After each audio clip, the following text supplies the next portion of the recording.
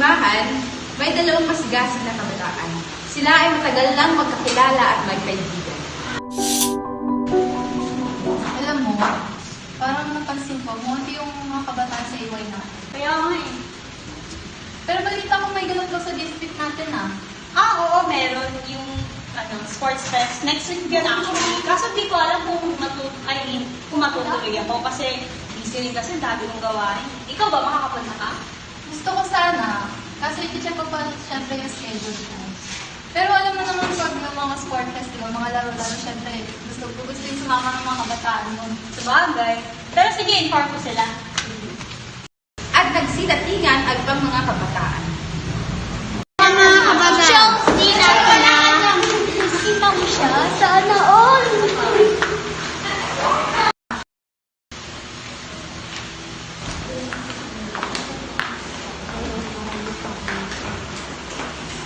Hi, Yun! Bali may balita ako sa inyo. May papalit na tayong sports fest next week at yun ay this week. Siyempre, inaasahan kayo na dumalo at makapag-cooperate. Ikaw, Dennis, lalo ka na. Pumunta ka ha? Oo, sama kayo. Fear namin kayo. Na namin. Matig na, pumunta na kayo. Kaya nga. Dennis, ikaw pala mamaya ang mag-pray sa iyo, ay ako makalimutan. Kaya ko parang president. Oo, at yung iba pa mga participants, dapat dumalo kayo ha? Hala, ate, wala po kasama mamaya. Bakit wala ka mamaya? Di ba next week na lang kayo susunod? Ano next week? Ganun ba? Okay lang, sige. Pero din Sabat dapat kayong dalawa. Sige po.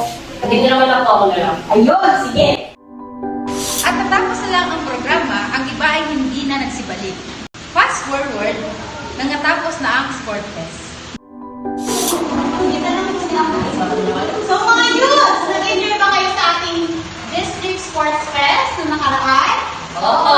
Talaga ba? Akala ko hindi na kayo makakapunta. Kaya nga, ate, ang saya. Nag-enjoy kami. Buti naman. Hey, maliban doon, ano natutunan mo? Ano? Kayo na kaya lahat ng kaibigan? Kaibigan mo talaga? Kaya ito ulit ko susunod na sport fest natin. Ay, kasi kasi yan. Bali next year, meron ulit. Pero maganda kasi yung mag-implement tayo ng another activities para na lang maging masigasig ang mga kabataan. Di ba? Excited? Excited na ako, ate. Strict pa ulit yun. Pag-alala. Basta, update namin kayo about yan. Pero mamaya ayaw dito sa service sabi mo sama kayo. Ayaw nga pala. Sige, ate. Yan na, sabi mo yan. Ikaw na lang, Andy. Ikaw ang welcome remarks. Pumunta ka, ha? Ayoko din eh. Bakit si Princess? Kaya mo yan. Napracticing ka naman namin. Pinagawin mo pala ako susunod ka. Talaga ba? Sabi mo yan, ha? Sige. Ikaw na lang, Princess, ang welcome remarks natin ngayon. Dati, wala akong expectation ko ngayon. Wala na naman. Sige na nga ako na lang. Pero susunod na kayong dalawa. At natapos ang programa, bagamat ang iba ay hindi na nakabalik, ngunit ang iba naman ay tumugon sa kanilang task. Mga kalaki, sino kayo pwede mga masabi? Namamugla naman kasi ako. Ikaw ba? Ano tanong? Pwede no. Matanda na rin tayo. Hindi naman pwede na walang susunod, di ba? Sino lang maghahanap sa kanila? Kaya nga eh. Pero minsan ka na lang. Hindi natin sila pagkakilig. Bakit? Pwede na daw ka. Or, pwede rin siguro yung magkaroon tayo ng activities like, ano, yung pwedeng adults and youth. Nice idea. Baka may upcoming activities on trip natin like pathfinding, Naman. At nagkaroon nga ng pathfinding at doon nahubog ang kanilang mga talento, skills, ang ating mga adventurers, pathfinders, master guide trainees at ang ating master guide. Kanilang pinaghandaan ang kanilang paparating na outdoor camp. Sila ay nag-training at pinaghandaan ng maigi ang bawat isa. At napansin din ng dalawang kabataan na si Chris at si Jazz as naging active ang ating mga kapatiran.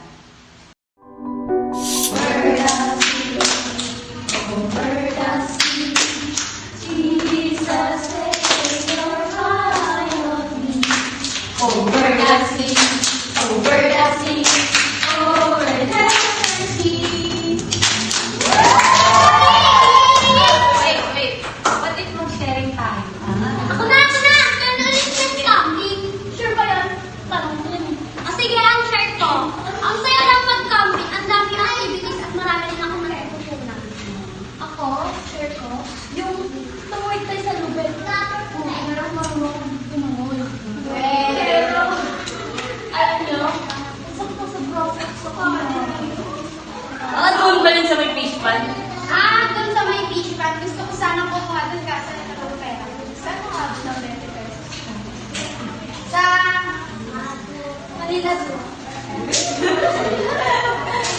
Akin nakita ko siya.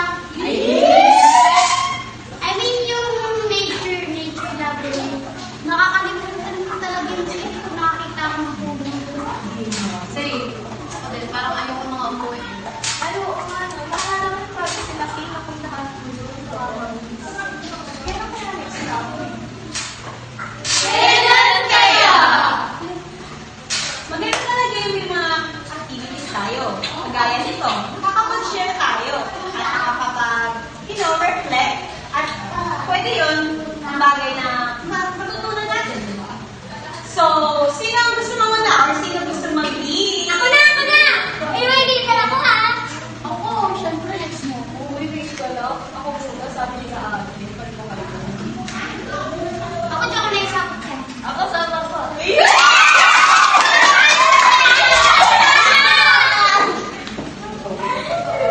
Okay, okay.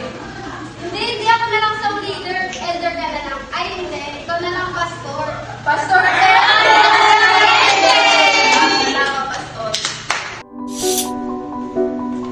Uy! Naalala mo yung kanina? Narinig mo yun? Oo. Nakakatawa nga sila eh. Nagulat din ako. Kaya nga eh. Alam mo, it reminds me na nothing impossible to happen. Yeah. Minsan inisip natin na parang wala na. Oh, pero nandun kasi yung Panginoon eh. Basta wag lang tayo mawala ng pag-asa. Thank you, Kate! All we need to do right now is to nurture them and pray for them. Basta lagi lang tayo nandito para i-guide sila. Siyempre, wag natin makalimutan panalangin. Tara, let's pray for them. Tara!